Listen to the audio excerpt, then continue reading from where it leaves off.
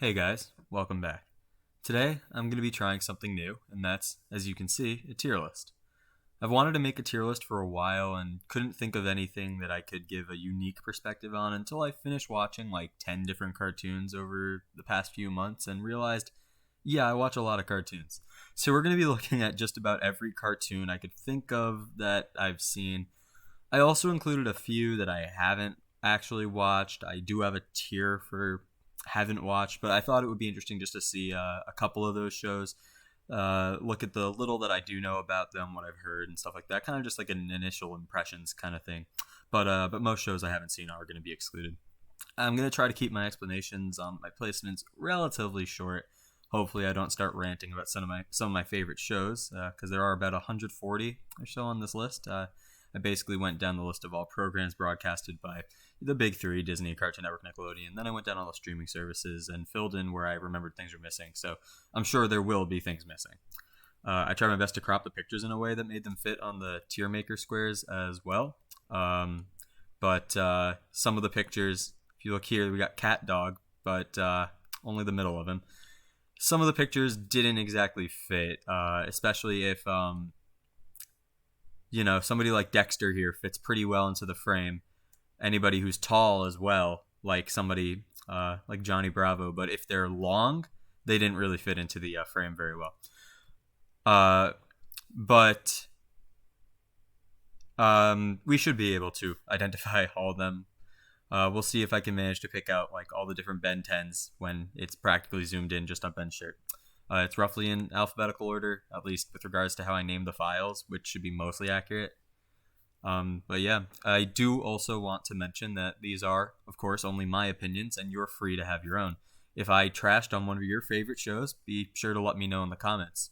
Without further ado, let's get into this. It's going to be a long one.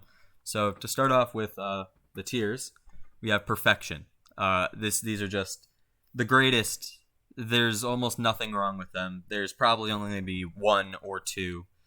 I can't see there being three shows in this tier. Incredible. Near perfect, but have maybe one or two tiny things that make it just stand apart from perfection. Great is, well, great. Good is going to be something that I think is roughly average, but there's some quality of it, some innovation, something special that I think makes it deserve its own spot above average. Average is just going to be the shows I didn't love them, I didn't hate them. Some large issues. There's going to be some large issues. These are going to be shows that just the foundation of the show was kind of crafted on, I guess, an issue. It's tough to explain. Well, I'll get into it more when I start putting things in there. Then you watched it, but you know it's bad. Everybody has had these shows. Either because of nostalgia, you watched it, or because you watched it when you were a kid, and so you grew up thinking, "Hey, I remember liking that show when I was a kid." But if you go back to it today, you might realize, you know what? Yeah, it's bad, but I'm gonna watch it. Then you got Turn the TV Off. These are shows that shouldn't have existed.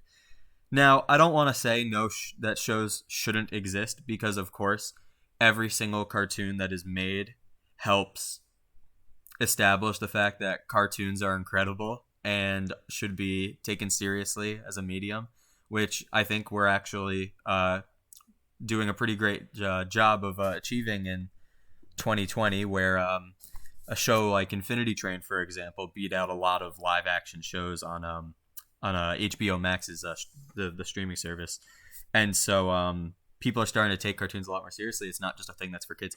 But then I got my in progress shows on my watch list. In progress, of course, I'm not going to have finished every single thing on this list. But for the most part, the in progress things, I'm just going to give a tiny little snippet about where I am in the series and what I think about it so far. And then my watch list are things are basically I haven't seen them, but I'll talk a tiny bit about them. So without further ado, let's get into it. So starting with 16. It's fine. It So this was like, this kind of came as a result of like the wave of Canadian cartoons becoming so like big in the States, things like Total Drama, of course. And I feel like Total Drama did something that 16 didn't really do, and that was like be as funny. I think that maybe it was as a result of there being so much action in Total Drama, and so you had a lot of physical humor. I feel bad a little bit comparing 16 to Total Drama, just like, and that's it. But like, that's really what you do. Um, I think there were some funny episodes. A lot of it was a little not that interesting to me. Jude is a fun character. Um, Everybody loves the humor of a pothead. Um, and then who can forget the special where they tried to tell they were trying to figure out who they were going to vote for in the U.S. election before being yelled at that they were Canadian. I think it's average. Okay. Moving on to Adventure Time. Wow. I mean, you can't talk about cartoons without mentioning Adventure Time. It it really was one of the highlights of Cartoon Network if you grew up in the I guess if you were born in like the late 90s, maybe early 2000s, you probably grew up with Adventure Time. And me personally, I watched it, but I didn't keep up with it. I only watched it and finished it again once I was older, and there were so many mature themes in it that I felt I could appreciate now that I was an adult that I didn't really get the first time around. I think that the story, it's very long. Like the lore of the world, the fact that, the lore of the world starts like a trillion years ago in like the age of void where like all that there was were these giant demons. Oh yeah, and I'm going to try to like not spoil any major plot points for all of these, by the way. But yeah, the story, it's quite long, and so there are some I guess we'll say valleys in how interesting the story was, but of course because it's so long you're gonna have that. But then the peaks, my goodness, the peaks were incredible. I mean, you had such. Again, I can't really spoil anything, but the was it four? Wait, no, it was way more than four parts. I don't remember how many parts like the elemental like thing was. I don't remember episode names. That's what I'm bad at. The whole big elemental like thing. That that was one of the highlights of the show for me. With regards to characters, they're all great. I mean, Finn has such a great arc of just starting as this like kid who's just in love with Princess Bubblegum and winds up and thinking that he's going to be a hero to actually being like a hero who's actually really deep and sensitive. Jake is a great character, a great foil, the serious one. Ice King, obviously my favorite character. Marceline, great. The music in this series is incredible as well, especially with and I don't have Distant Lands on this. I'm just gonna kind of group that in with Adventure Time because as of right now we only have the two episodes, I guess, the BMO one and the Marceline one. But in those as well, oh my gosh, the music is incredible. Oh my gosh, I can't remember the name of Marceline's voice actress. I believe it's Olivia. Hold on, I have to look it up. I want to say it's. No, is it? Hold on. Voice actress. Olivia Olsen. Okay. Okay, yeah, okay. She's incredible. I don't want to rant too much about the music, but it's good. You should watch it, or at least listen to the music. I would put. Wait, whoa, where'd it go? Oh, we lost it. Oh, wait, no, here we go. Does not have some larger issues. I would put this in the great tier. The only reason that I hesitate to put it in incredible is just because the length of a show usually it doesn't have anything to do with how good it is. but it does have a major impact on how consistent the writers are able to be. I think that taking into account how long it was, you're like, okay, all right, so maybe you have a few, kind of weird side-ish things, stuff with every time there was like a tree trunks. Was that her name? The green elephant? It's been a little while since I went back through it. Every time there was an episode with her, and then I guess then she married the pig whose name I don't remember. It just kind of felt like a little bit of a dip and like a weird like sad thing. But I guess that is the point though. The whole point is that you're in this like mysterious land of Ooh, and you learn about about the stories of everybody. You know what? Never mind. I'm wrong. I'll admit it. I'll admit when I'm wrong.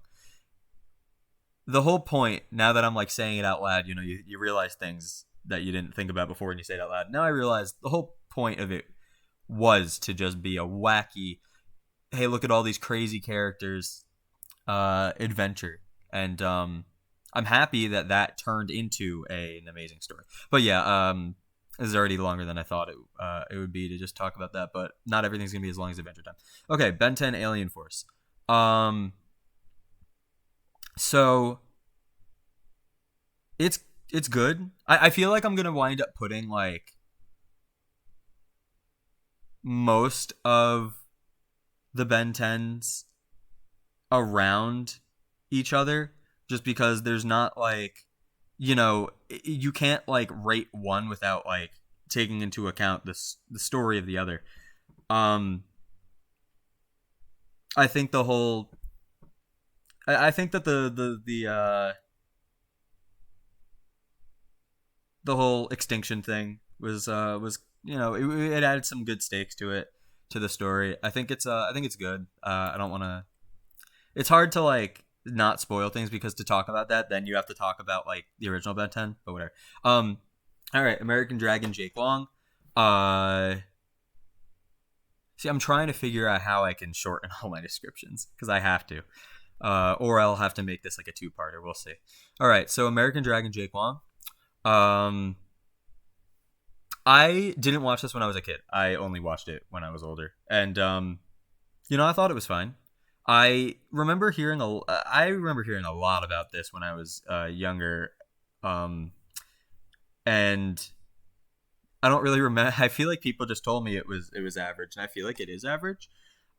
It's a it's an interesting concept for sure. Basically, this boy can just turn into a dragon, and it's not. There's no like really lengthy story to it. It's what do you call it? Do you call that an anthology? I guess maybe. And yeah, but it's fine. It's fine. Amphibia. Oh boy. I don't think I could just say a little bit about Amphibia. Amphibia is incredible. We are currently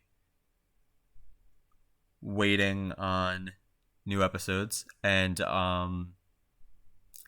I think this is one of the best shows that's currently airing right now. I think that's pretty. You can say that pretty easily.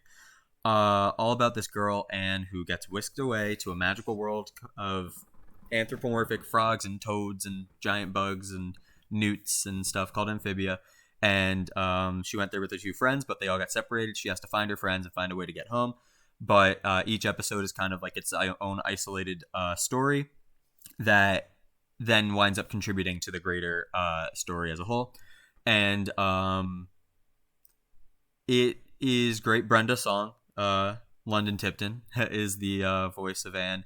And I don't remember the name of Sprig, the main male lead. I don't remember his actor's name, but the story is very, very good. Part of what is keeping me intrigued is, this is like from the era of shows that came off the back of things like Gravity Falls. I believe a lot of the people that work at Amphibia worked on Gravity Falls, including I think the creator, who is oh my gosh, is it Matt Braley? It might be. And so story is like a huge thing in this, and the lore, and there's a lot of like hidden messages and stuff, just like Gravity Falls had, where every week you'll go on the forums and get to talk to people about like what's going on and like theory crafting and all that stuff. That's one of my favorite parts of watching shows like this. Visually, I really like it. The nice, bright, vibrant colors are used to their full extent by there being such bright, colorful rocks. All right, it's incredible. I need to speed up. Animaniacs. Animaniacs is pretty dang funny. It's really funny, and I know they recently came back. I haven't actually watched any of the new ones, but the original Animaniacs is like, it's good. I think it's really funny, but I mean, it's a comedy, so it can't be like, it's not. It's just like a pure like comedy. So it's not gonna be like, I'm not gonna say it's like perfection, But yeah, Apple and Onion. Apple and Onion. When I saw the promo for this, I thought this looks ridiculous, and then I started watching some of the episodes, and I was like, you know what? I think it's actually pretty good. It's it can be a little annoying at sometimes. I think there's like this weird mixture of being childish while also being like well versed, I guess, for all like age groups. Like there are some things that I'm just sitting there and I'm like, can this scene end? Because it's not for me. But obviously, I'm not going to take away from it because I'm not the target demographic. I think it's good. It's just these two friends getting into wacky antics in a town where everybody is like different foods and stuff. But yeah, it's good. Avatar. Avatar deserves a video all to itself. I don't think anybody is going to fault me for saying that Avatar is a perfect show. To not go into too much, it's all about this boy, Aang. I mean, nobody's watching this that doesn't know what it's about. And, it's a coming-of-age story about how he has to come to realize what his role in the world is as the Avatar. And it's just such a... It handles it so perfectly. And it's easily... And again, nobody is going to dispute this. It is easily the greatest thing Nickelodeon has ever made. I don't think they're going to top it, personally. It's just incredible. I'm thinking like I could probably make a video analyzing Avatar another time, but for now, I'm just going to have to leave it at there to not waste your time. Okay, back at the barnyard.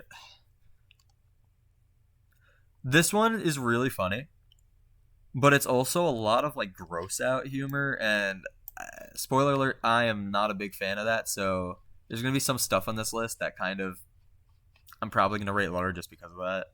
I know, a little jaded, but I'm going to put this in like some larger issues. First off, the bulls have udders. That's not right. That's not how that works. I think that this show is more popular for the memes that it's made, more so than it's popular for what it is. That's all I can say about it. It's funny. It really is, but it almost feels like I guess I want to ask why, right? I think that the jokes are good, but I feel like if you like so many things that happen, I could replace the animals in this show with like characters from another show, and it might work, and it would like work out fine. I guess I just don't think they play off of the fact they're animals well enough, except for the pig always like trying to roll around in mud and stuff like that. Them playing pranks on the farmer though, that never gets old. But yeah, the Ben 10 reboot, I guess 2016, I think. I thought this was going to be horrible when it first came out. I watched it. I thought it was fine. It's, it doesn't hold anything to the original Ben 10 because so much of the maturity I feel was kind of taken out of it.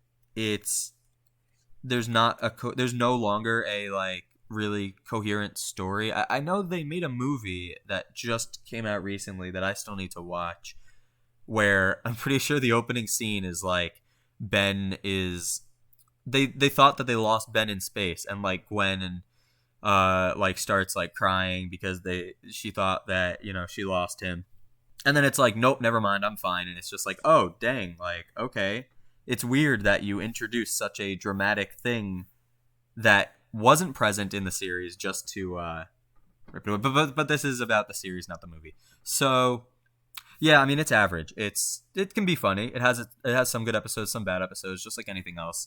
But it doesn't really have anything that really sets it apart. So I'm gonna put it in average. Original Ben 10. I think the original Ben 10 is great.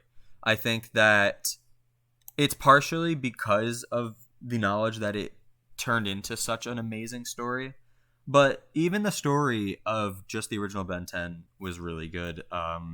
The whole fight against Vilgax and learning about all these different aliens. I mean, you can't say that when you were a kid you didn't think it would be awesome to have the Omnitrix as a superpower. And whenever somebody asked you, what superpower do you want? And you said the Omnitrix, you felt justified. Again, a nice coming of age story where Ben learns how to not be an obnoxious little brat and learns how to be the hero that everybody needs. Big City Greens. This show is really good.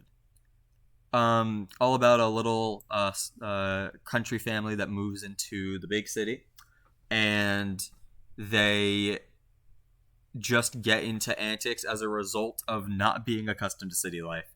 The little boy here, Cricket, gets a job as a barista. I don't know if the word barista is like all gender encompassing, because I don't drink coffee or go to coffee places, but he serves coffee, and he's always just the best character on screen. He's a hyperactive little kid, maybe has ADHD, who just does not give any care to what other people think about him, and that's great. It's not really supposed to be taken super seriously, but I think it's a great example of how you shouldn't let anybody judge you for where you come from and the way that you act. I think it's great. Big Hero 6, the series. So this is the first one that's going to go on in progress. I just started it, but I already love it. I watched the Big Hero 6 movie fairly recently. I've been wanting to for a long time, and I really wanted to because I wanted to start watching the series. My initial thoughts on this is that, first off, I love the art style. It's of course different from the movie, it would have to be. And I really like how bright and cheery everything is. Whereas I felt like the movie was like it felt like really bleak a lot of the time. A lot of stuff happened at night, I guess. But yeah, I think it's really, really good so far. I'm really excited to see how it turns out. I'm only on about episode 5 right now. I've seen snippets of other episodes, but yeah, I'm gonna leave it at there. I think I really hope it's gonna be as good as it is right now. Grim Adventures of Billy and Mandy. This is a great show. It's just great. I mean, I think that you can look at a character like Billy and be like, oh, this kid is just like, he's just an annoying little kid. Only little kids would watch this show. But there's a lot of really more, I guess, like mature jokes in this. Not just that one where Grimm went to Uranus and all that stuff. But you can't really spoil anything about a show where the episodes aren't really connected. But it's just another example, kind of like Adventure Time, where it's all about going around this crazy town and just seeing all the wacky characters and what they're up to. Really, really great show. It's definitely going to remain as like a very high point in Cartoon Network. BoJack Horseman. Wow. Is BoJack Horseman perfection? It might be. If not, it's easily like at the top of incredible. BoJack Horseman does such an incredible job of translating these really complicated subjects that normally we don't think about to the screen. And it doesn't, yes, the main character is a horse, but it never feels goofy because that then what is even like touched into with the idea of being different from everybody else and overcoming depression and anxiety. It really, you know what, I think I will put it in perfection, and here's why. BoJack Horseman basically is why people can look at cartoons and say this can actually help you. I think that people struggling with certain things in life can look at BoJack Horseman and take solace in knowing that they're understood, that so many of these ideas that people don't generally like to address are addressed in this show. I can't, I'm not really going to get into too much more than that, but I think it's definitely one of the. It's just incredible. It's revolutionary, I guess you could put it, in the world of cartoons. Moving on to Brandy and Mr. Whiskers.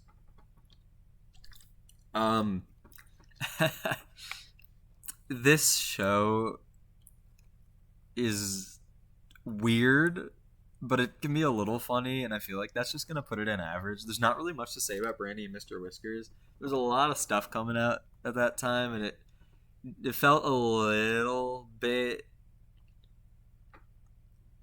I don't know. I don't know if rushed is the word, but maybe a little bit dated. It doesn't feel like as relevant, I guess, today. But yeah, Bunnicula. Bunnicula is also pretty average. Just like Brandy and Mr. Whiskers, it's kind of weird. It's like a bit of a weird premise. It's all just about vampire Bunnicula, and they just get into antics. That's really all there is to say about it. It has some funny jokes in it, but that's just about it. Camp Lazlo. Camp Lazlo. I think it's good. Some amount of gross out humor, like I said, I didn't like with like Back in the Barnyard, but I think that it's more relatable. You know, every kid likes every kid that went to summer camp probably enjoyed summer camp, and this summer camp is just crazy. You know, you got your camp rivalries, you got the bully and Edward, and I feel like there's just like it's just relatable, I guess, is really all there is to it.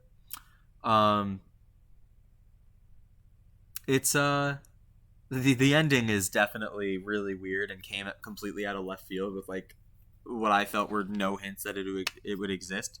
Obviously, not going to say what that is, but yeah, it ended on an acknowledgement of the show's weirdness. Let's put it that way. All right, Captain Caveman. See, I don't want to say it has some larger issues, even if that issue is that like it's just so dated, because that's not its fault. It's not its fault when it came out. I think it's average for when it came out. I don't even know if it's average for when it came out, but it was something. I mean, I guess you could kind of put Captain Planet in the same boat where, but is Captain Planet good instead of average? Teaches kids about the environment. Yeah, that's all right. I didn't put too many Boomerang shows on here, by the way. So you're not going to see like Adamant and stuff like that. I just kind of put some big ones. Although I don't know if Captain Caveman is really that big. But regardless, I think that's where I'm going to put those. Dexter's Lab. It's great. It's like the progenitor. It's like one of the progenitors of like what people think about when they look at like kind of kind of like modern cartoons. You can trace it back to like around the time Dexter's Lab, Powerpuff Girls, and stuff like that. Um, ooh, excuse me. Uh, I guess it's more accurate to say like you just trace it back to like Craig McCracken. Um, yeah, I mean it has some it has some slow episodes, but the good episodes are really good. Early Dexter's Lab was pretty weird. There were like a lot of just kind of jumbled up side episodes. I think it took a little while before they realized what kind of, I guess, ego Dexter portrayed. And I think once they reached that point, the episodes became a little bit more followable, I guess, is what I want to say. But yeah. Um, yeah, so because of the image cropping issue, Carl is the face of Jimmy Neutron. Jimmy Neutron, I don't know if it's great as like I remember it being. I think I'm gonna put it like in good. I put it at the front here just to kind of symbolize it's kind of in between great and good. But these aren't ordered anywhere in their individual tiers. Maybe at the end we could look at it and order them individually within the tiers, but I don't think I'm gonna do that. That seems like this is gonna be long enough. So yeah. Geez, there's still so much to go through. Um, I'll try to like speed through a couple of these. There's a lot of weird ones coming up. So, Jimmy Neutron. It's really good. I remember it fondly, but also the animation is kind of there's a lot of like weirdness, I guess, in the animation at some points. Some of the episode stories are just ridiculous, but overall, it's fun. It's wacky and it's funny, and Carl is deservedly the face of Jimmy Neutron. Cat Dog. Cat Dog. Cat Dog. I feel like I want to put it in some larger issues just because it came out during a time where like I feel like other shows were just so it came out in 98, and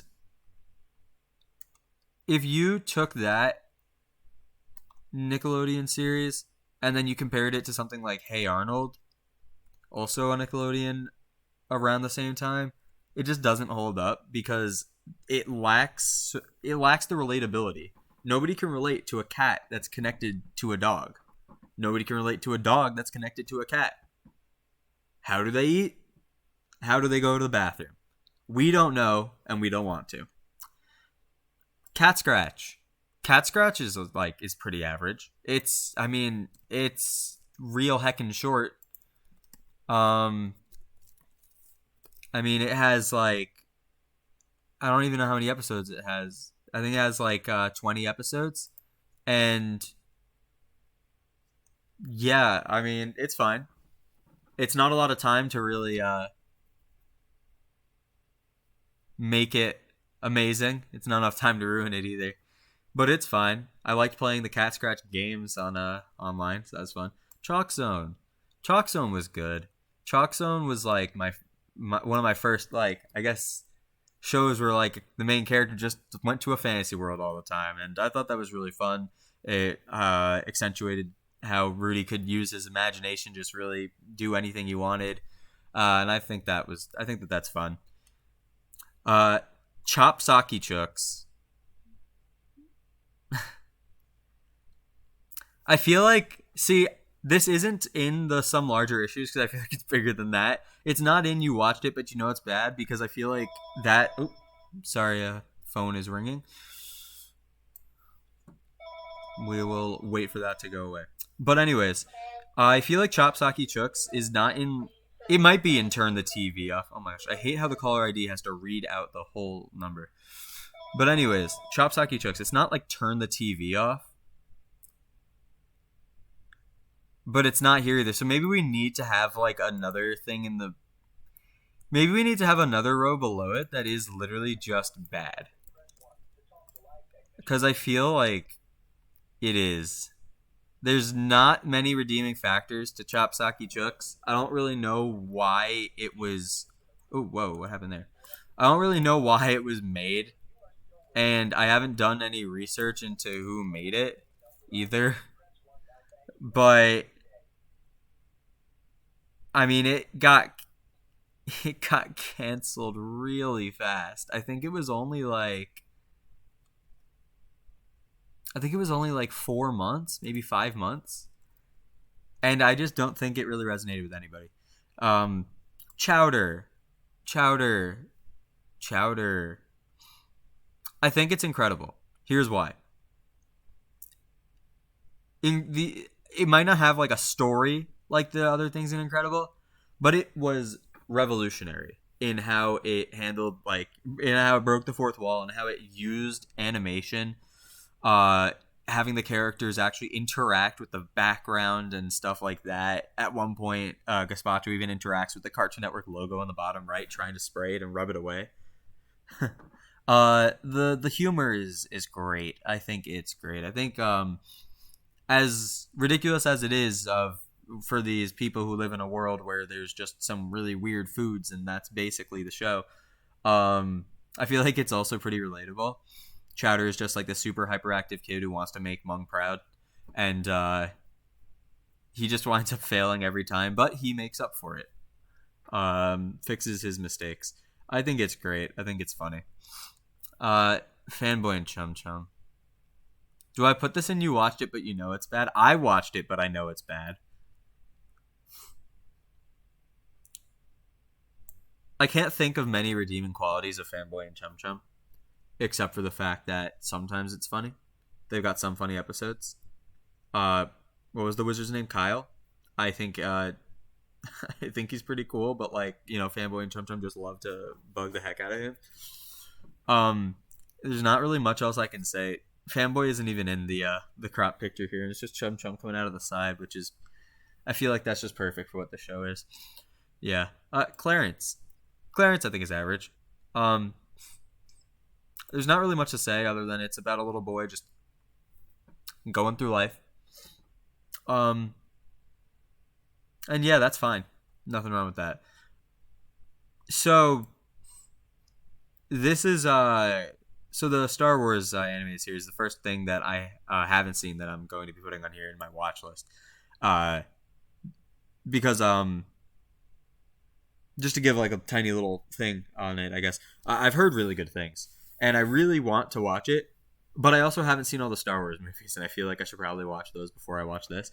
But I'm pretty sure. But I've heard amazing things from this, and I've heard that it tackles a lot of like themes that you don't really get to see in the movie. More serious things than I guess what's basically politics.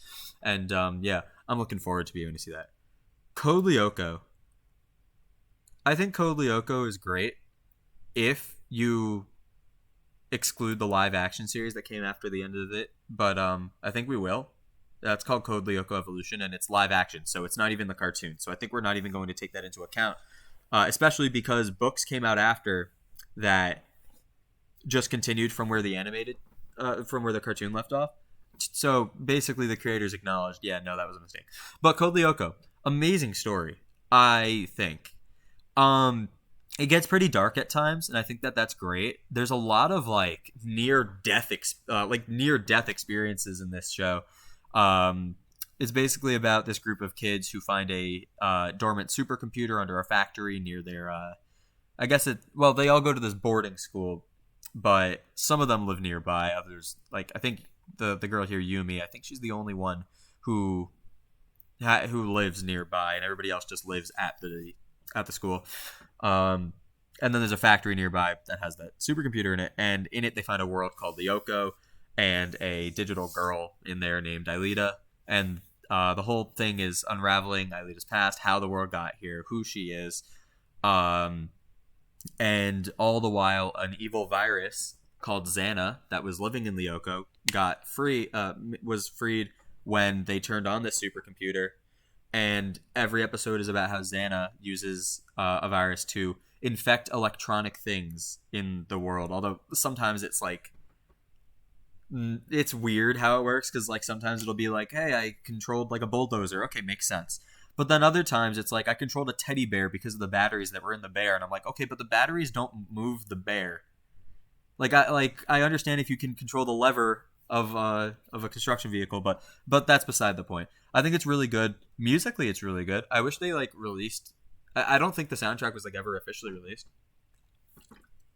It's quite long as well. I think it's like 120 episodes or so. I've watched it twice now. I really like it. It's one of my favorites. Um, uh, you can watch it in English or French. It's a French cartoon originally. So yeah, I watched it in both, and I really liked it. Courage the Cowardly Dog. Courage the Cowardly Dog is it's also incredible. Or is it great? I think it's great. I think it's great actually because yeah, I'm gonna put it in great. It has its humor and it has its dark sides, but the whole time Courage is just such a relatable character because he reacts exactly how you're supposed to all these crazy things that happen. He's terrified out of his mind. That's accurate. That's how you should be.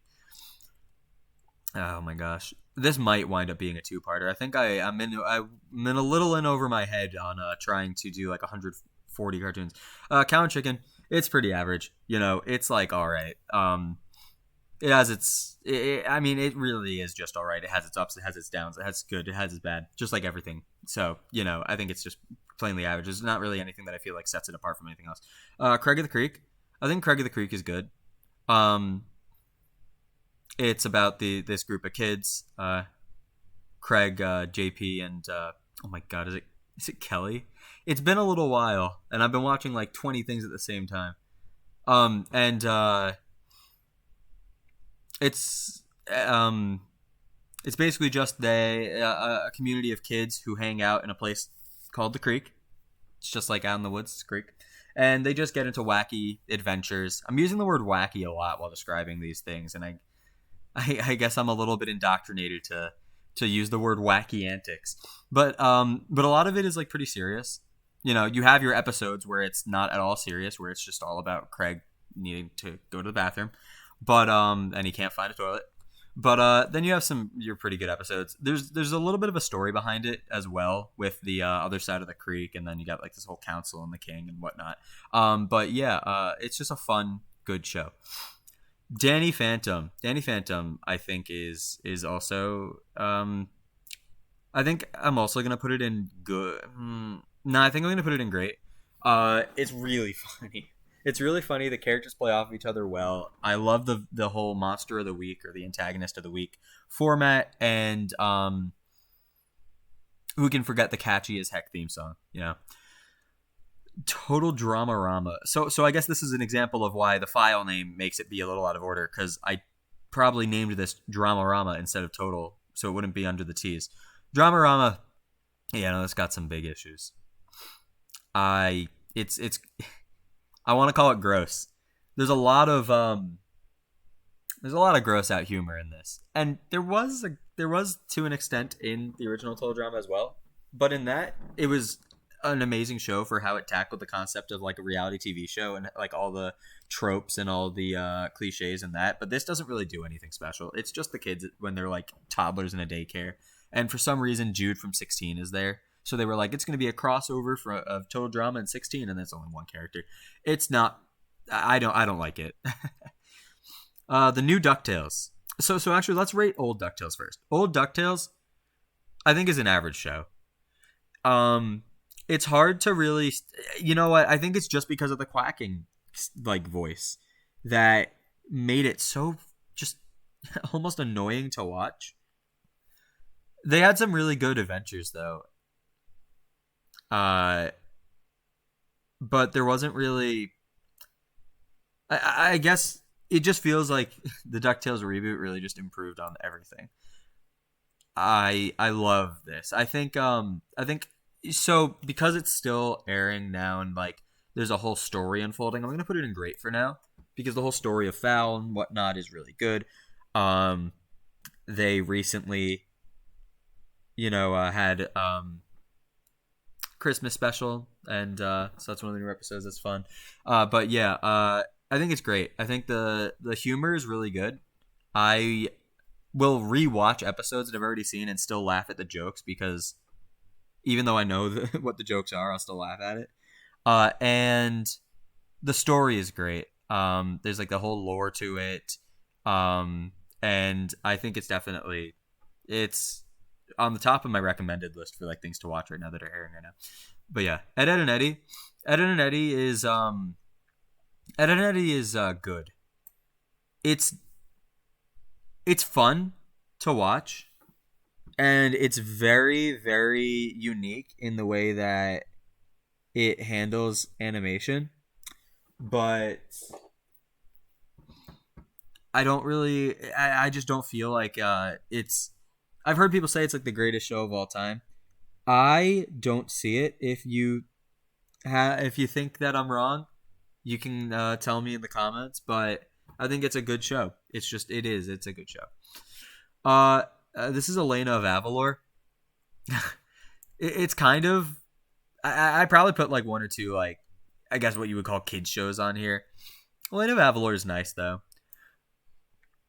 Um, it's it's Disney Junior, so it's not going to be like as complex and deep as something on like maybe Cartoon Network, but it's good. I mean, it's fine. El Tigre. El Tigre is another show that I think is just fine. It's funny. It's fun. Monster of the Week format. But nothing really makes it stick out to me as like being so great. Fairly Odd Parents though I think is great. Going so it's tough, right? Because new Fairly Odd Parents is quite complicated. I haven't seen every single episode, but forgive me, there are a lot. Now I have seen every episode up until Chloe era, and I've seen most of the episodes in Chloe era, and Chloe just kind of I don't like her. I mean, I like her. She's fine. She's a fine character. It's just the reason that she's there isn't fine. If she was just like a new kid that showed up, sure, whatever. But they say that like she. First off, they said they ran out of fairies, so Timmy needed to share his, and then apparently she's such a miserable child that she's like rich and everybody loves her. Yeah, sounds miserable. But yeah, Fairly Odd Parents is great. I just love how each episode can be anything. You never know what to expect with any episode because Timmy could just wish for anything, and I feel like that made every episode really fresh and unique. Final Space. I'm gonna put it incredible. We're still waiting on. I guess it would be season 3 to come out, which I really hope will come out. This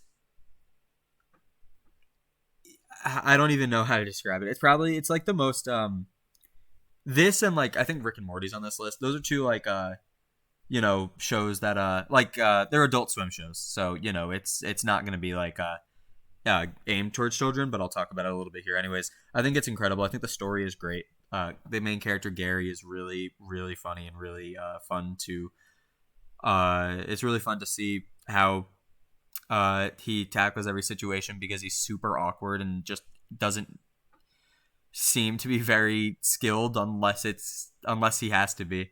If it's not dire, he's just a big aloof idiot, and that's good. So yeah, but story wise is really what's keeping me hooked. They somehow make such a hilarious show have such a great and deep story, similar to what Avatar did. There's a lot of humor in Avatar. And yeah, I think it's incredible. And we'll see with the upcoming season how it stays, or if it stays that way. Fish hooks is it's fine. It's fish hooks, whatever. It's fine. It's fish hooks. Justin Roiland played Oscar. So, all right. Flapjack. Flapjack's good. It's not incredible. I think a lot of what people talk about with regards to Flapjack is just how it's like the jump scares, right? It's like just and also just how weird it is. It's weird. It can be pretty funny. There are some episodes that are like not as funny, like episodes that are just Knuckles and Flapjack just sitting and watching the doctor Barber's desk while he or drawers while he's out. Like that's kind of whatever. But I think it's good. Moving on to the Flintstones. The Flintstones, I think it's good as well. I think it makes such a perfect use of the whole dinosaurs are used as tools thing, in a really funny way. Uh, it's a little dated, of course, uh, but I think it's always going to be something like everybody knows what the Flintstones are, even if you don't watch TV in general. You've heard of them, so it's nice. Foster's Home for Imaginary Friends, I think, is also a good show because say, similar to say Jimmy Neutron, maybe. It's got some great episodes, but there's not really like any real connector between any of them, and there doesn't have to be. I don't want to make it seem like the only things I'm going to put in like high tiers are things that have like great stories. I mean, Chowder is an example of something that isn't really a story based thing, but I think that it's another, or you know what? I think it would be better to compare it to Chalk Zone because there could be an imaginary friend for anything of anybody, and so I feel like that adds a lot of variety and freshness to the episodes because you have so much potential. I think it's a really, really good show. Over the Garden Wall, I think is incredible. Uh, it's a little easier for a show like this to be incredible, I think, because of how short it is. It's a miniseries, all about these two brothers just going through what I don't really know the time period, but it felt kind of like Victorian to me, and they just kind of go around the world, seeing people, helping people, but there's this really dark subtext uh, involving basically the devil and temptation and I think it's incredible because, well, one, it's so short; it didn't have enough time to make any mistakes. We'll almost put it that way. But it's so beautiful. I think is the way to put it. It tackles such a deep subject as well, and visually, it's great. Musically, it's great, and it's very good. I would it's so short as well that I think everybody should watch it. Um, I don't know where you can watch it right now, but yeah, Over the Garden Wall still I think is incredible. Let's see here. Garfield and Friends, the original one from 1988. I think, yeah, 1988. It's fine. It's got some weird episodes, and there's like a common thing where an episode. Ooh, sorry about that. Sorry if my voice got a little shaky there. Hit my mic. Um, there are some episodes that are just like them as farm animals doing exactly what they always do, except now they're farm animals, and it's weird. It's fine. It can be funny. It's really slow, but it's, I don't know. It's a lot of dry humor, but it's fine. Everybody likes some Garfield. Generator Rex. Um, I think Generator Rex is good. It's your classic like action cartoon. I think it's good. I'm gonna try and go a little faster. Yeah, this might be a two-parter. We'll see. I'm coming up on an hour, so yeah. Okay, George of the Jungle. Meh. There's nothing special about it. It's fine. Glitch Techs. So, excuse me. Glitch Techs is another show that I'm in the middle of, and I think it's fine so far. It's not the greatest thing I've ever seen. The animation style is kind of nice. I like it. Um, it's a little funny, but yeah, I think Glitch Techs is fun so far. I'm only like one episode in, I think, right? Yeah, so um, not that much to go off of, but yeah, I think it'll probably stay pretty good. Oh boy, Gravity Falls. Gravity Falls is it's one of the greatest cartoons ever made. I think Avatar is just as good. I think Avatar might be better just because Avatar is it's tough. You know what? I'm gonna tie them. That way nobody gets mad. They are both equally as great because they're both equally uh comedic while also being super super deep and tackling such mature subjects. Um the story though, the story is really what brings the show together and the community behind it as well because it was designed with the idea that because if I recall correctly from interviews and stuff, Alex Hirsch, the creator of the show, he loved looking into like conspiracies and stuff when he was younger, and so that became like a big thing in this. You know, he also voices one of the main characters. Well, I guess two main characters. He voices Grunkle Stan, Seuss, and then Bill, the main antagonist. But he's a part of the show in every sense, so that's great. But that's getting sidetracked. Basically, I think that the story is incredible because it lends itself to being a mystery that you get to solve with the cast, and that's always fun. Music is great, animation is great, and yeah, I think that there's not much else to say. Everybody knows about Gravity Falls. It's it's definitely if you haven't seen it, you should and you will. The Amazing World of Gumball. I think this is a good show. I don't know if it's great. I think it's good. It's really funny. It's really funny. It's one of the funnier shows that are like still airing right now that are um but yeah, I think it's another show that kind of some episodes tackle pretty complex stuff, pretty complex emotional stuff, but it's not like the best thing ever.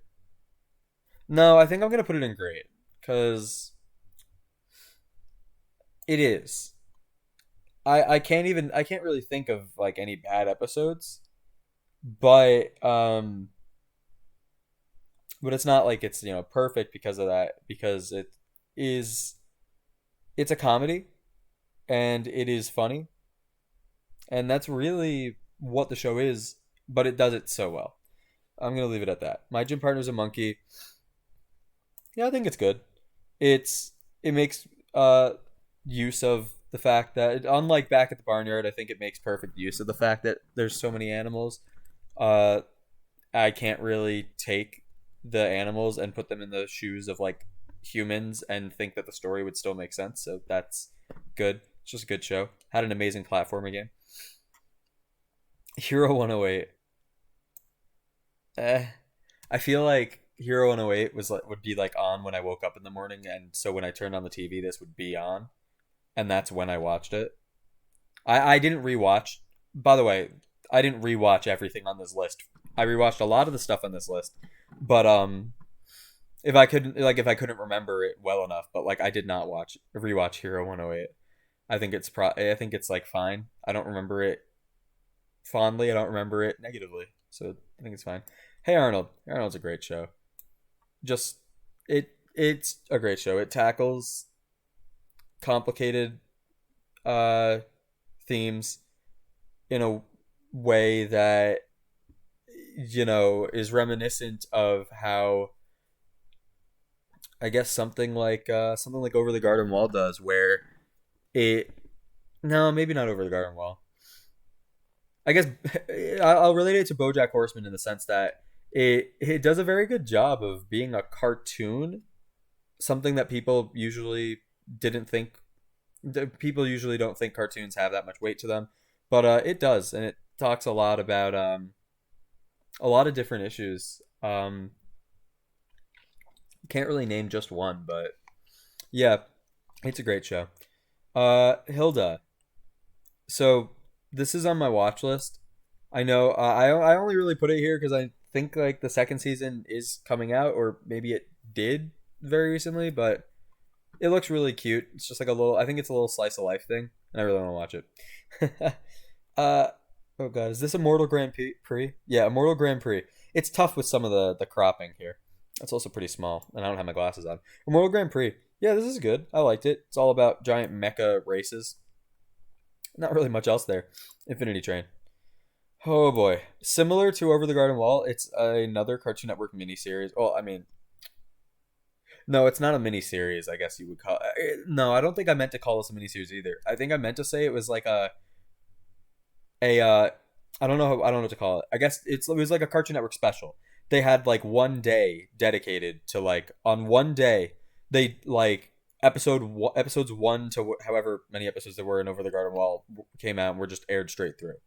And they did that with like Infinity Train, book 1, and then I think they also did that with book 2. No, I think book 2 might have been separated a bit. Maybe book 1 as well. I don't really remember the release dates. And then book 3, of course, was just HBO Max. Unfortunately, there's a lot of issues going around right now with Infinity Train and whether or not we're actually going to be getting book 4, or I believe like it's the second half of season 2, effectively. But it is all about a magical train. Well, I mean, we think it's magic.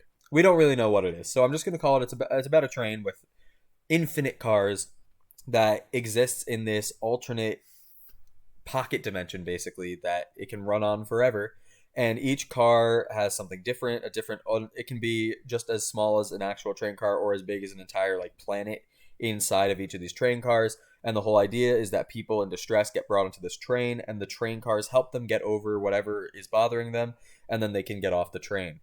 But the story behind it is so great. I think it's one of the best shows that has ever come out. It's not perfection though, and that's because it's not finished. All the 3 shows in perfection had an ending. I think that maybe there's a chance that Infinity Train could be perfection when it's all over. I believe Owen Dennis said he wanted there to be eight books in total. That may be right, that may be wrong. I'm not sure.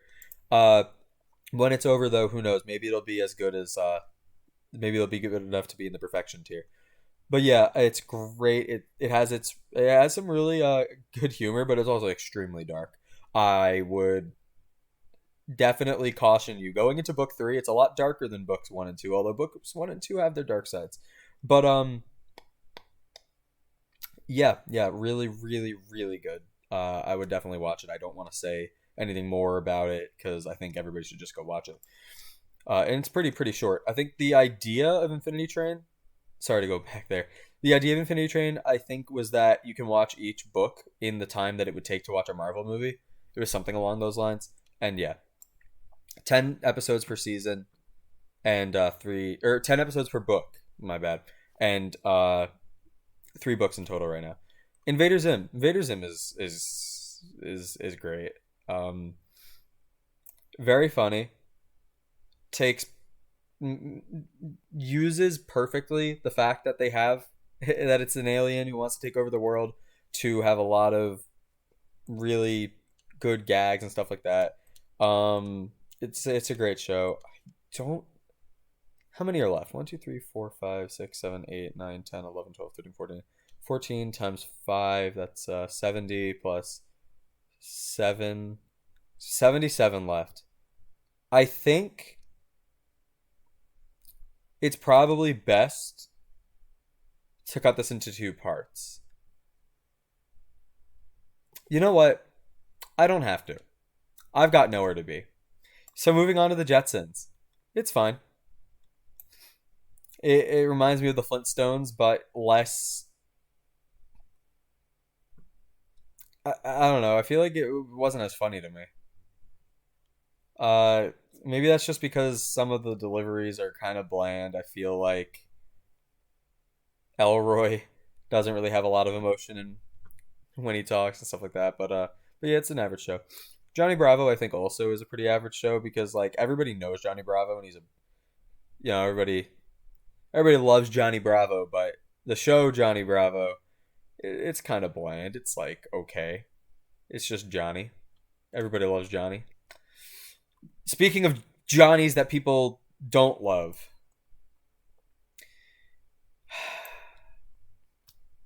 you watched it, but you know it's bad. You watched it. I know you did. And I know you know it's bad. But we're watching it anyways. That's all there is to say about Johnny Test. Moving on. Kick Patowski. Kick Patowski's pretty good. Um, I don't really know why I think it's good. First time, I don't really have much to talk about. Well, nah, I guess there have been others I didn't really talk too much about, like Captain Caveman. But it's fun. It's fun. It's a little funny. It's not that funny, but I think it's good. It's fun watching Kick do stunts and stuff like that. I think there was a cool game online about for it as well. But Kim Possible, Kim Possible is great. It's really, really, really funny, and that's really what Kim Possible is supposed to be, and it does that great. Kipo and the Age of Wonder Beasts. I think I'm gonna put this in. I hazard to put it in Incredible because there are some big issues with it. That doesn't mean it's in some large issues because these are shows that I really don't feel like have redeeming qualities, but also have some big issues that make them not average. The issue with Kipo and the Age of Wonder Beasts is simply this. Um, some of the conflicts, I guess, are resolved a little strangely. I think it's I think it's incredible. I do think it's incredible. Uh, it tackles so many subjects like racism and um well, that's a big part of it, isn't it? Racism, it tackles loss and self-acceptance. That's a big one. Self-acceptance. Kipo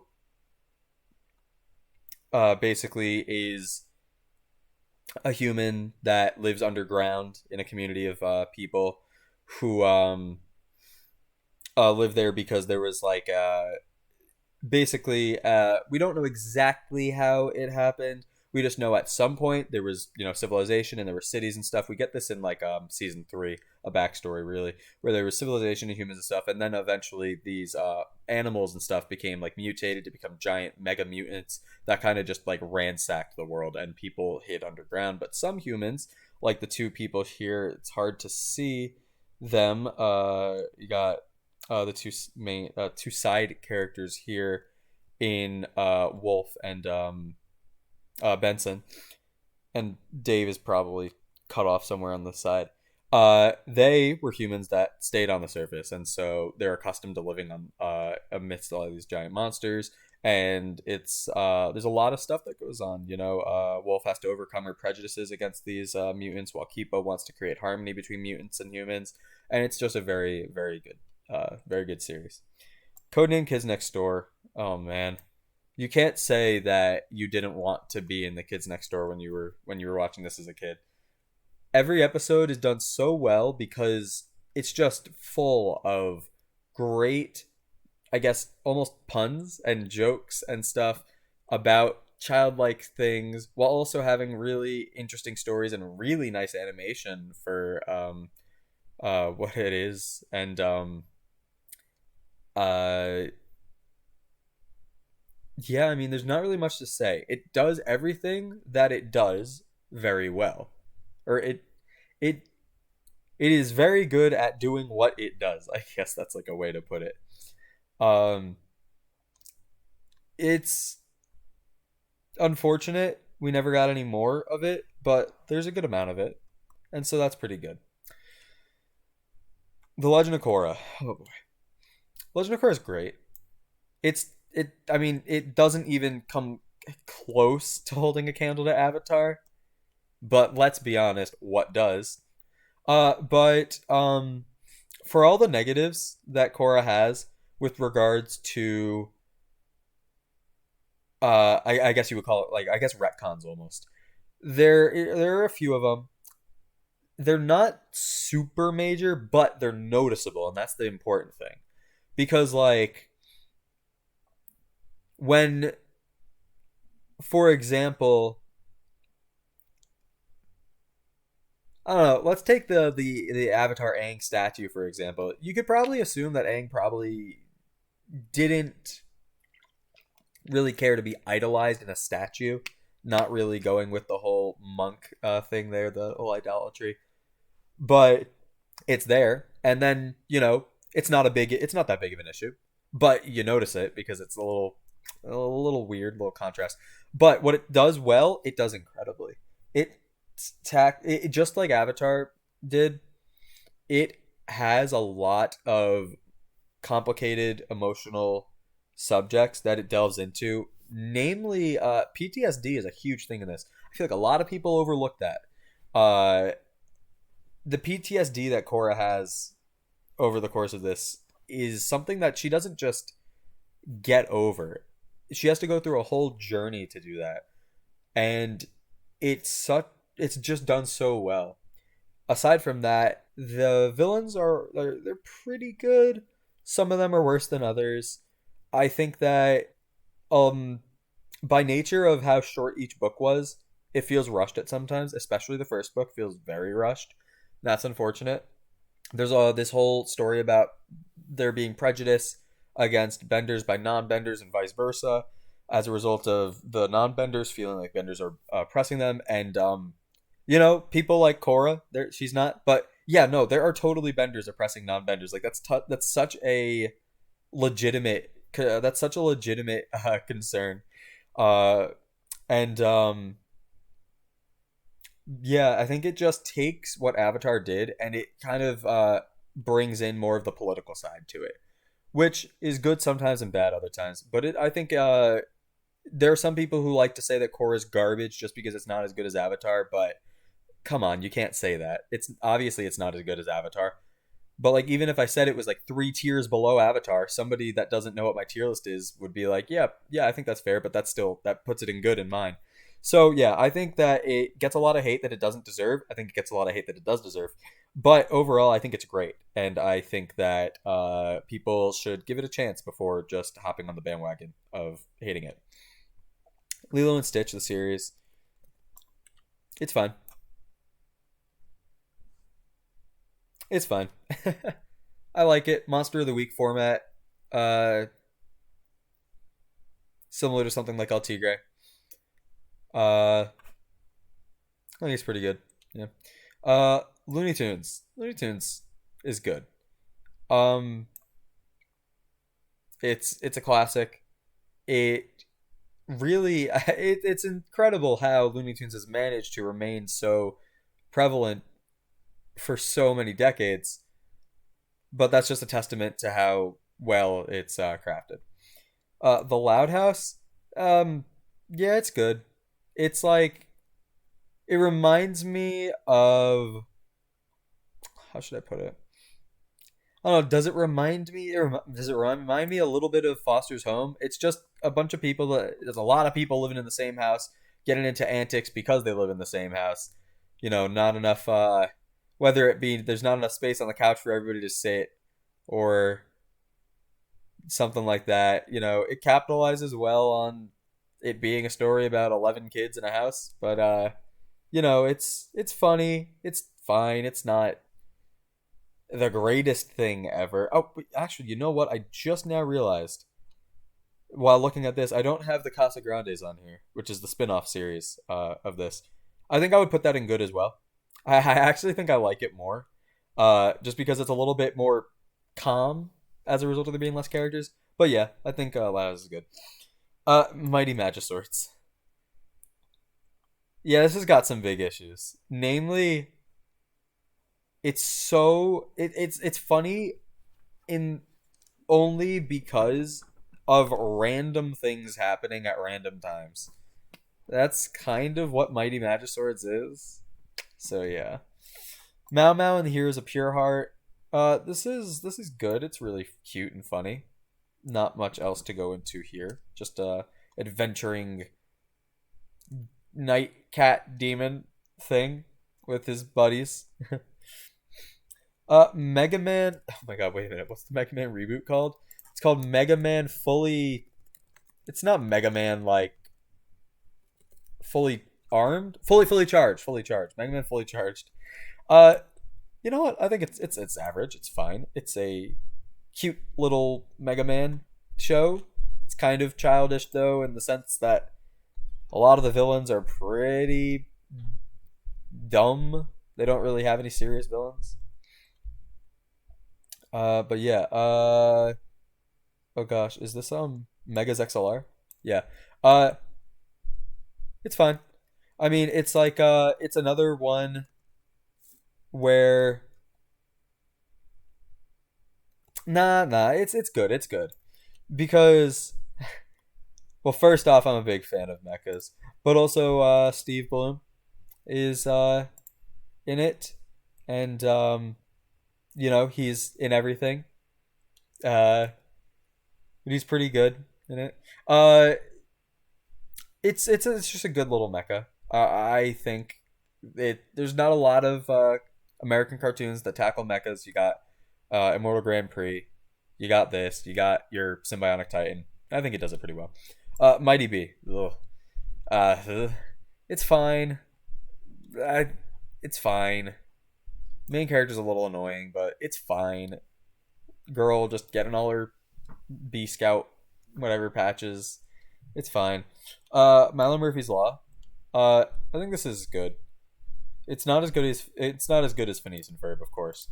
But it's still fun and it's funny, and I think that's really all needs to be said about it. Miraculous Tales, Miraculous. How is the full title? Miraculous Tale of Ladybug and Cat Noir. Uh, so I am currently in the middle of this, and by the middle of this, I mean I'm at like the end of it because I watched like 80% of it in like a week, and then it took me like 2 months before I eventually started watching it again only the other day. I think it's really, really good so far. I think the animation is a little off-putting. I am watching it in French, not English. I know that I'm pretty sure Cat I think Adrian's voice actor for the English is, if I'm not mistaken, he's the voice of like it's Bryce Papenbrook, who's wait, no, is that no wait, that's not right. No, it is. It is. Yeah, it's Bryce Papenbrook. So he's like Kirito and SAO, Aaron in Attack on Titan. Um he's Caesar in JoJo part 2. He's Meliodas, I think, in Seven Deadly Sins. I mean, he's just oh yeah, and he's Silver the Hedgehog too. Yeah, he's I mean he's definitely got main character syndrome.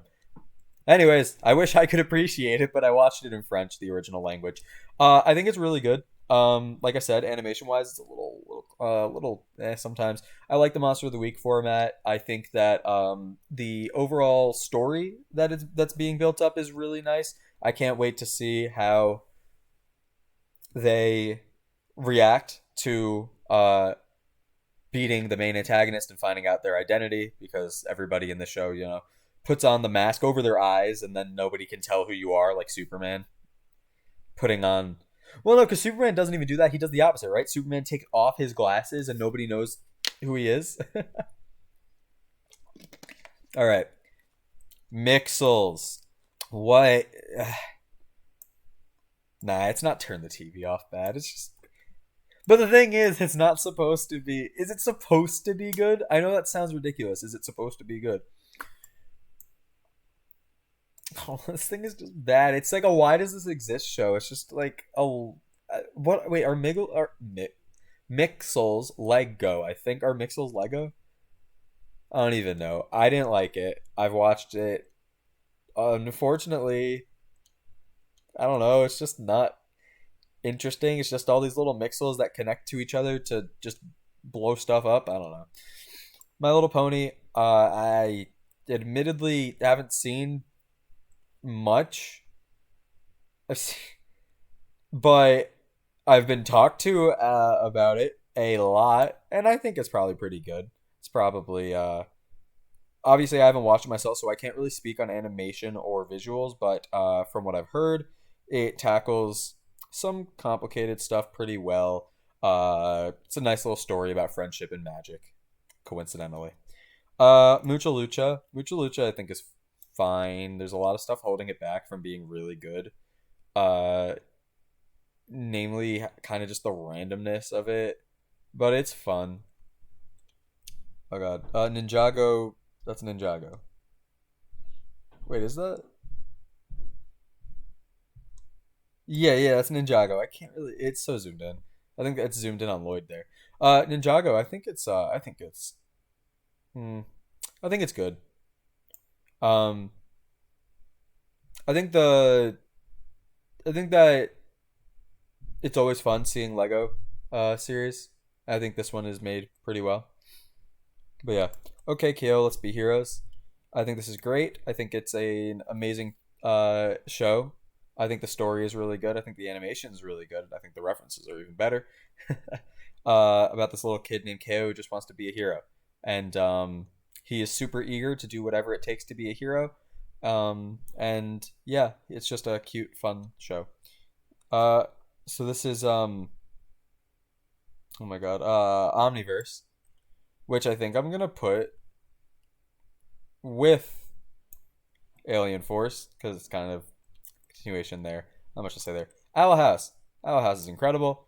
It is still ongoing, although if I recall correctly, very recently we learned that it wouldn't be very soon until we got the next episodes.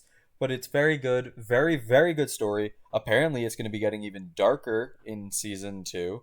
Uh, Girl named Luce Noceda gets whisked away. Well, not whisked away. She willingly walks through a door. If that is if walking through a door is being whisked away, to a basically well it's the demon realm. Do they call it the nightmare realm? I forget. I think it's just the demon realm of the Boiling Isles, where she meets a witch named Ida. Um, Clawthorn. Yeah, I can't remember the last name. And she's a wanted criminal, and she just wants to be a witch. Wacky antics ensue for the first bit of it, and then eventually it gets pretty dang serious when we find out that the king of the Boiling Isles is basically just like an evil dude who wants to take all the people that freely practice magic and force them to not be able to practice multiple forms of magic anymore. They have to pick a certain track, so you can only pick one type of magic, probably because he wants to be the only person powerful enough to use all magic. We don't really know what his motivations are yet, but we're gonna find out. It's really really good.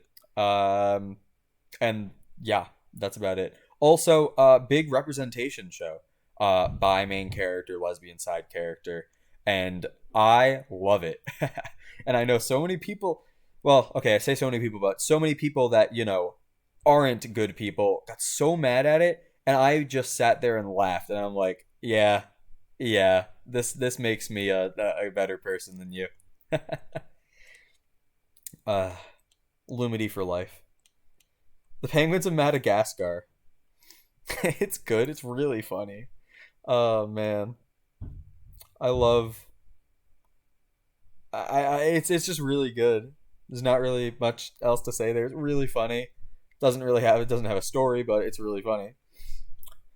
Phineas and Ferb's incredible. You can't say anything. You can't say anything else. Is it perfection? I don't think it's perfection because I want to reserve that for things that really like tackle subjects that touch my heart and also innovate the world of cartoons. Amazing that they came up with a song for every episode, and then the grand scale of everything they build is just so great. Everybody knows Phineas and Ferb. Everybody loves Phineas and Ferb. Wait, hold on. Original Powerpuff Girls. It's pretty good. Um, it's it's it's not really that funny, but it's fun to watch. Definitely gives off a nostalgia uh vibe. But yeah, really nice. Uh, New Powerpuff Girls. It's got some pretty big issues. Excuse me. Uh, for one, it's way like I just don't think it's very good. It feels like it's very pandering. I guess I can put it that way. It's very pandering. Um, and I just feel like it. I said earlier that I wouldn't take points off for me not being the target demographic, but I can't really imagine that like kids are think this is the best thing ever either. So yeah, Primal. Primal's on my watch list. I wanted to talk about it a little bit because I know Genndy Tartakovsky is coming out with another new series, and I want to say it's called like Unicorns, but that might be wrong.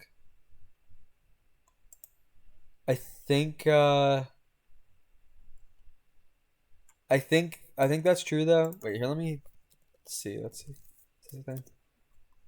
Oh, okay. It's called Unicorn Warriors Eternal. It's gonna be on HBO Max. Uh, anyways, want to talk about this a little bit because I mean, Samurai Jack was such a great series. Everybody really loved it, and then Gendy came back, and now he's just like pumping out beautiful pieces left and right. Where I mean, he takes full advantage of his unique style, where it's mainly about the environment and action and show not tell, which is kind of why the last season of Samurai Jack was a little disappointing. But it's I still need to watch this, but I just wanted to say that like I'm sure it probably taps into that same aspect of the show Don't Tell that Gendy is so great at doing. Problem solvers. If there could be something, you know what? Never mind. Hold on. I guess it can't be there. It has to be here. How do we do this? This can stay in the minus realm. It's an abhorrent acid trip. Don't even watch it. Just take my word for it. Just don't even watch it. Like, yeah, that's about it. Uh, seizure warning would have been nice at the beginning of that. um, this is the Proud Family. Wait, is that even what that is? Wait a minute, am I going insane? No, I'm not. Okay, I don't know why. I don't know why I was getting so mixed up there. Proud Family. It's really great. It's really funny. This is a classic. Um, I mean, this is like one of the heights, in my opinion, of like early 2000s animation. Um, I mean, you have I mean, it's just very good. I mean, it's very funny, and also it's nice that almost 2 decades ago representation mattered. That's a nice little thing there. Um, Hi Hi Puffy Yami Yumi. Oh, it's gone. Okay, so it took me like a decade to find out that Yumi was a girl. I think it's fine. It's been a while since I've watched it, but I remember it all right. I remember it being really experimental. We'll put it that way. Some really weird episodes, like one where Ami and Yumi, where Kaz just drops them off at a. Oh, I forgot to even say what it's about. These two people are like pop stars, Japanese like J pop stars, who go to America with their manager Kaz to like tour. They get dropped off at like a garbage discount sushi place, and then they wind up like having an acid trip for like the rest of the episode. Stuff like that. Yeah, it's pretty experimental and it's pretty weird, and I'm not sure if it worked, but because I'm not sure if it worked or not, we'll say it's average. It's fine. It's nice. It was an interesting way to introduce some Japanese culture to the States. Regular show. Regular show is incredible. It somehow manages to have a deep story that tackles a lot, like loss and love. Uh, Mark Hamill voices Skips. That's awesome. Pops is such a great character as well. And yeah, it's just an incredible show. It somehow manages to have like a story while also being like one of the funniest shows ever. So that's really great. It's really great. Ren and Stimpy, it's fine. I was never. No, it's good.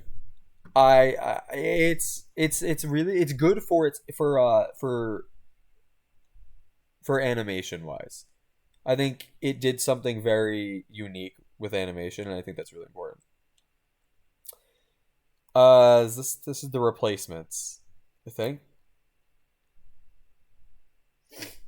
Yeah, this is the replacements. Replacements, it's fine. There wasn't really anything special about this show. It's just something that everybody remembers because like they heard of it. But I don't really think there's nothing really that special. Rick and Morty. Rick and Morty is also great. I like similar to regular show. There's a lot of deep lore to it while also being really funny.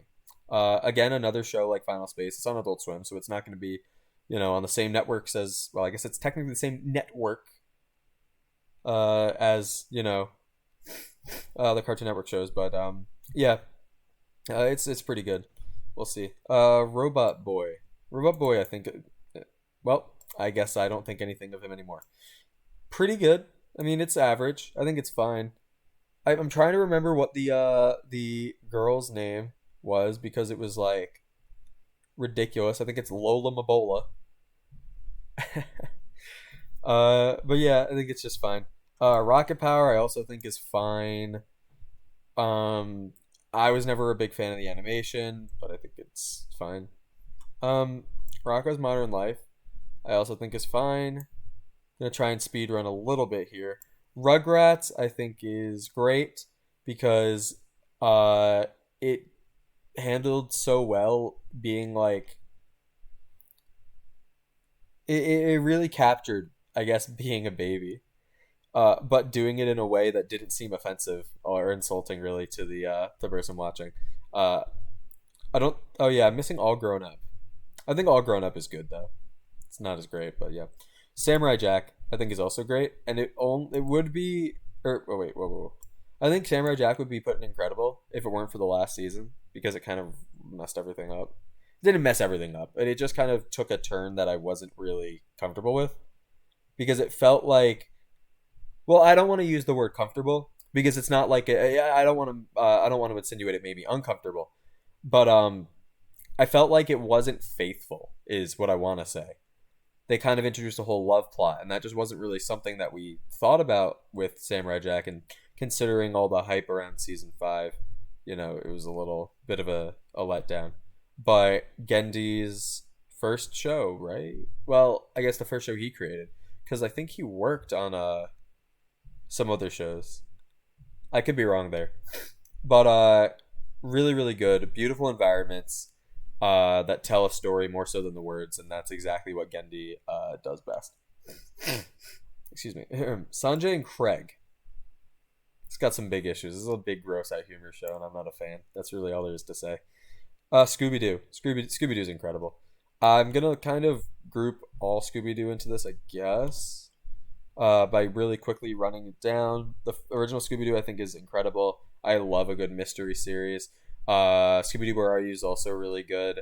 Some of the newer ones, like Mystery Incorporated, is also really good because it actually tells like a whole story, and there's actual stakes to it. The monsters are real, stuff like that. It's pretty good. The Secret Saturdays. This is like so average. There's really nothing. The most memorable part of Secret Saturdays is the platformer game that you could play on the website. Planet Sheen is bad. Don't watch it. Maybe watch it if you hate yourself. I think Planet Sheen is just a cash grab that was not done well. She-Ra and the Princesses of Power. This is great. I think this is a perfect example of one of the modern shows that is doing such a great job of being great while also incorporating some pretty important issues. A big representation show, and I'm happy that that isn't made like, the best part about all these shows, like Keep on the Age of Wonder Beast and She-Ra, Princess of Power, is that with regards to like the representation, that's not the main focus. People would like to say that, oh, it's just a show where they force, these things, into the show just to have it there. But then it's like, or well, I guess, or I guess they argue that it's there because they're trying to make that like what the show is about, but it really isn't, and it's not supposed to be main focus because it's natural, and that's the important thing with Kipo. I never feel like Benson being gay. Spoiler alert! It's like episode 4 is weird. I don't feel like it's out of place, but that's also an interesting thing because you can't idolize it for doing that. You can't look at the show and be like, it's good because it has a gay character, because then you're acknowledging that that's not the norm. Uh, a little bit of a tangent there, but that's something similar with Shira, where it is good that it's not the focus because it normalizes it. It's just a character that is a character, and that's important. But yeah, Sonic Boom. Sonic Boom, I actually think is pretty good. Contrary to popular belief, I like it. I think it's really funny. Not really much else to say there. Space Ghost Coast to Coast, I also think is good. Just a fun little, parody of a talk show. Really, really fun. SpongeBob, incredible. Even later seasons, really still good. People like to say that new SpongeBob is horrible, but no, it's not. It's just not as good as the original, and that's fine. Original SpongeBob is amazing. It is hilarious. It's relatable, and every episode is fresh. It feels like nothing ever has to be reused. It's incredible, and everybody knows that. Squirrel Boy. I don't even. It's so forgettable that it has to be average. Not really anything too interesting here. Static Shock. Static Shock is good. Has some nice animation. It's got a nice it's got some pretty nice episodes. A sort of Monster of the Week format almost. It's just really cool to look at. Everybody loves watching a good superhero show. But yeah. All right. Steven Universe. So I'm going to be talking about Steven Universe and Future, even though the picture here is the movie. It's great. I think the story is great. It's very well written. I think that my favorite part is that there are so many things that are hinted at so early on that don't become a factor until later, that it's such a great payoff. And also gives extra what's the word I'm trying to think of? It makes it so that we have some extra stuff to keep us entertained as we try to decode what's going on. I think that it's a great coming of age story about Steven basically, trying to become the protector of all his friends and family. But it's also so good that it's a story about self identification and self love, in that Steven has to overcome the fact that everybody that is around him, and to an extent even the Crystal Gems, they see Steven's mom in him, and he eventually breaks free of this idea that he is just his mom. He's not just his mom, and he's also not to blame for all the mistakes that his mom made. That's a big thing in this show. I think it's very good. In Future, I think it's a lot darker, but I also don't think it's as good as the original series. But it's still very good. And the movie's incredible, but we're not talking about that here. But Steven Universe is great. Summer Camp Island. Summer Camp Island is good. It's fun. It's cute. It's funny. And if I recall correctly, are new episodes coming out? Let me go check. I want to see. Summer Camp Island. I think so. Yeah, I think so. I think that was like a big thing that was going on. Okay. But yeah, it's good.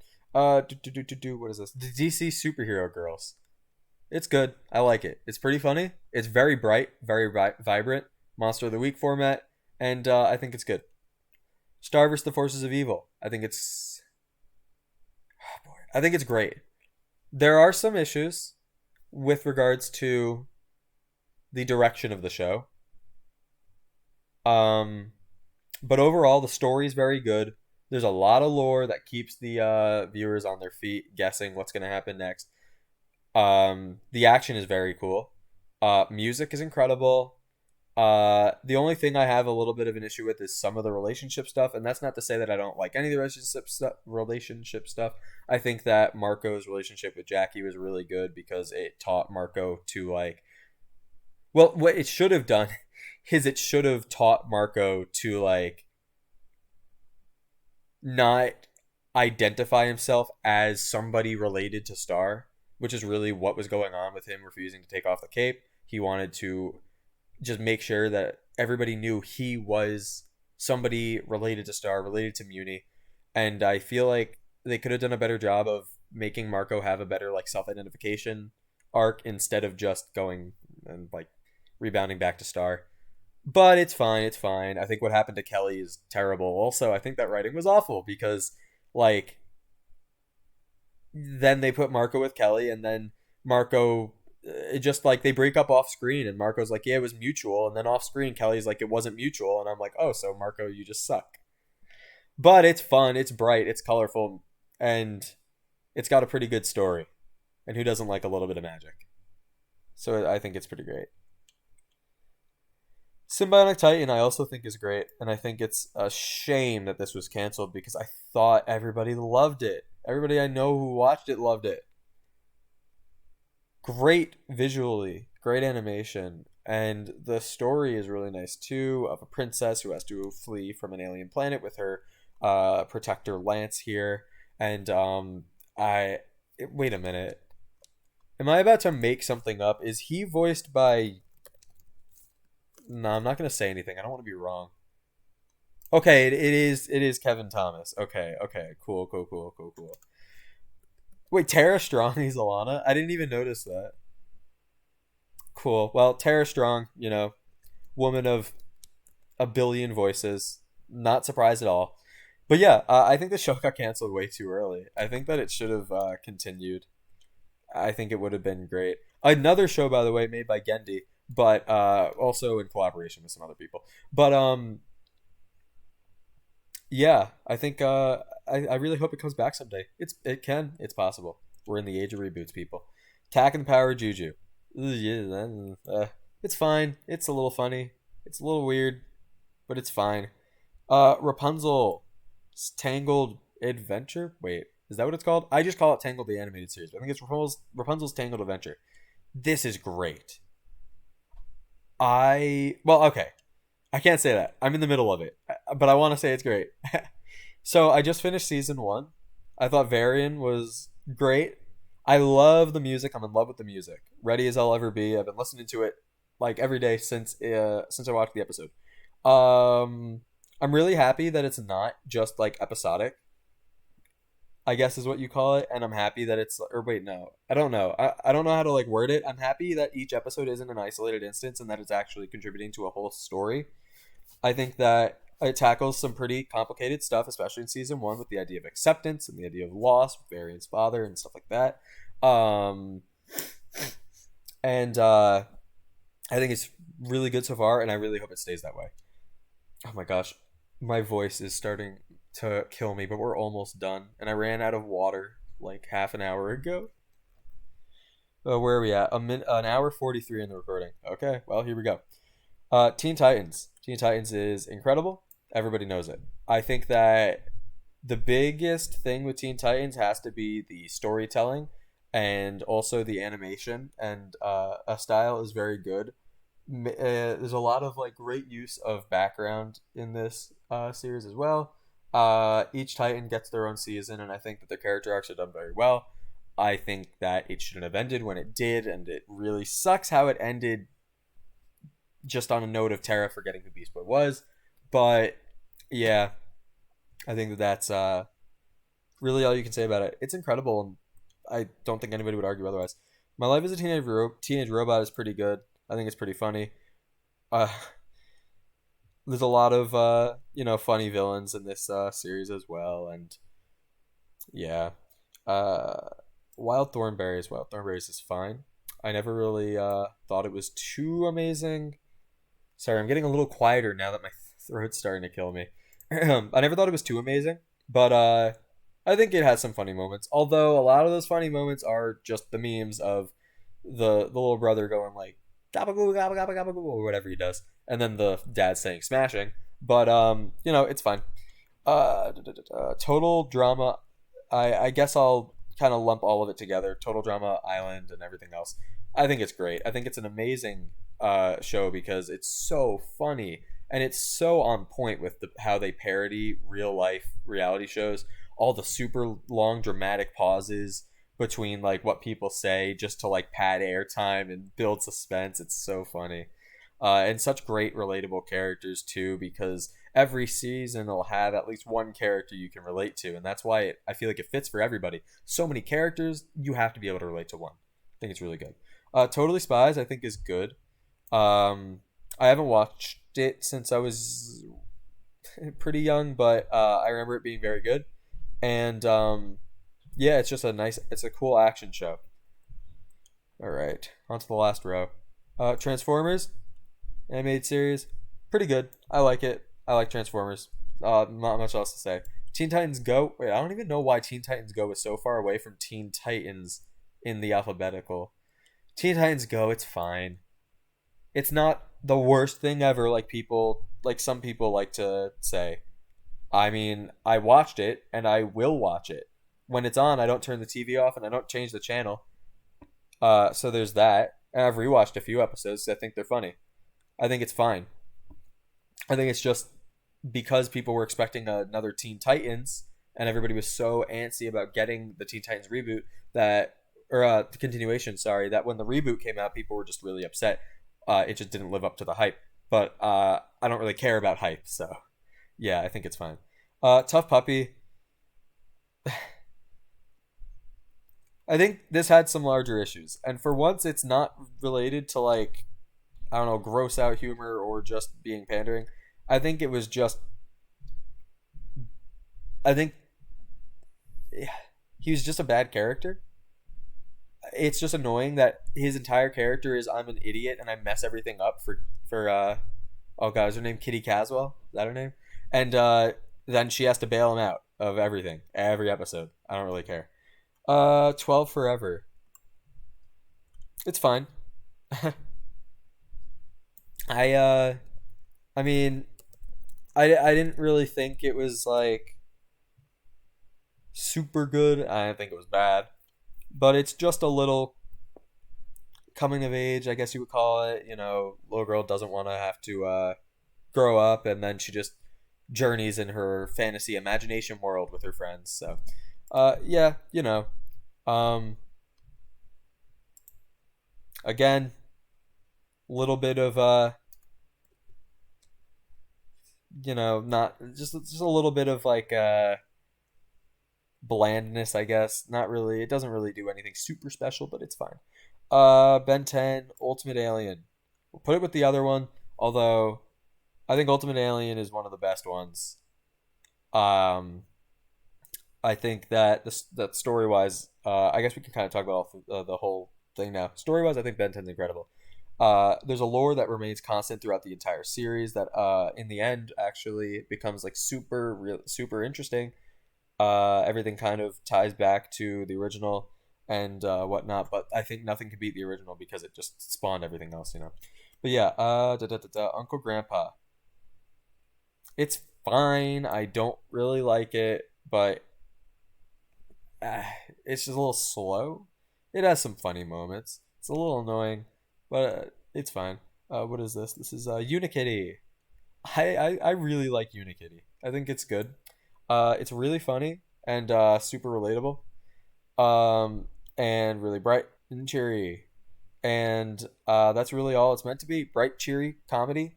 And I think it does that very well. Victor and Valentino, I think, is also good. Kind of almost people were calling it like the spiritual successor to Gravity Falls when it was when promos were coming out for it, and it's true to an extent. Victor and Valentino live in a town. I guess it's some Mexican town, but I couldn't tell you what. At least I assume it's Mexican because every episode is like a Monster of the Week format where it's some mythos or some folklore that I believe is tied into like Mexican mythos with like the chupacabra being one of them or oh my god, I can't think of the name. But it It's not it's not called like lobo, like Los Lobos or something. That's just wolves in Spanish or something. But like a wolf that that finds people that are like traveling at night and then like feasts on their like fears or whatever it is. Every episode is just super super cool because I don't know a lot about the mythos behind all these different things. Yeah, I know what a chupacabra is, but I've been introduced to so many other things through this series that are just really, really fascinating creatures and stuff like that. It does a very good job of just doing what it does, just introducing these really cool foreign, mythos and rolling with it. Yeah. Into the final five. Oh boy. Wait, what is this? Oh, is this Voltron Legendary Defender? It's so I can't, man, with all the zooming in. Voltron Legendary Defender. I think it's good. I like mechas, you know. Uh I think there's some issues with regards to storytelling and stuff like that. Animation wise, it's also, animation wise it's pretty good, but art wise it's a little lacking, but then again it's like a whole space thing. So I mean, you're not going to have too many super complex backgrounds, of course, but it also the backgrounds sometimes don't really look that beautiful. Wander Over Yonder, I think Wander Over Yonder is also pretty good. It's a fun little show. Wanders around over yonder. It's about it. Has some good music. We Bear Bears. We Bear Bears is also very good. Just three bears trying to blend in with human society, or I guess assimilated to human society. Really good. I watched the movie recently, and it was also really good. But it's funny and it's good. Winx Club. It's fine. I mean, it's cute. It's whatever, but not really anything super special. And finally, we have Shaolin Showdown, which I also think is pretty average. I liked it a little bit when I was younger, and that's really all there's to say. Oh my god. This has been quite the adventure. Almost 2 hours of looking at all the cartoons I could think of, all the cartoons I could find. I feel like we did a pretty good job here. And as soon as this is done, I'm gonna go back to watching the shows I've been in the middle of. So yeah, thank you so much if you stuck around for this entire video. Oh, I will need to take a nap after this. Um, Please, again, if you have any concerns with any of the placements that I have chosen here, be sure to let me know in the comments. If you like the video, hit me up with a like. That means that I might make another tier list in the future. They seem to be pretty fun to do. I just like rambling about my thought processes on things, although it could have been, excuse me, it would have been easier probably to just do like a Cartoon Network tier list and then like a Nick one, whatever. But no, I decided to do all of it in one video just for you guys. So yeah, please like if you liked. Remember to subscribe if you want to be notified of future uploads. And thank you all for watching. Take care.